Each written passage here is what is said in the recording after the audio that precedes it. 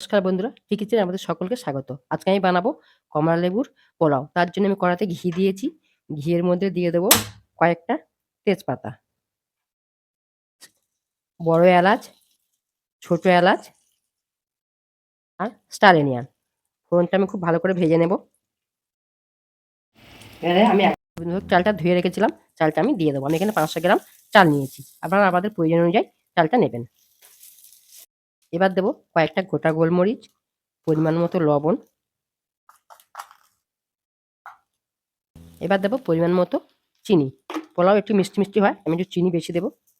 এর চালটা আমি খুব ভালো করে ভেজে নেব, যতক্ষণ না চালের কালারটা চেঞ্জ হয়ে যায়। দেখুন চালটা আমার খুব ভালো করে ভাজা হয়ে গেছে। এবার আমি দিয়ে দেবো কমলা লেবুর রসটা আমি এখানে করে রেখেছি, ছেঁকে দেবো।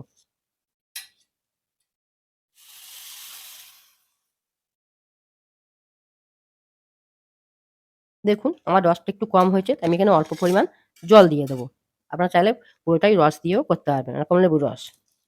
এবার আমি এটা ঢেকে দেবো। দেখুন এটা ফুটে গেছে। এবার আমি দিয়ে দেবো কয়েকটা চেরা কাঁচা লঙ্কা, আর দেবো জুলিয়ান করে কাটা কমলা লেবুর খোসা। এবার আমি ঢেকে দেবো। দেখুন ভাতটা হাফ সিদ্ধ হয়ে গেছে। এবার আমি দেবো কমলালেবুর খোসা গ্রেট করে রেখেছিলাম, এটা দিয়ে দেবো। এবার দেবো গোলমরিচ গুঁড়ো, দিয়ে আমি ঢেকে দেবো।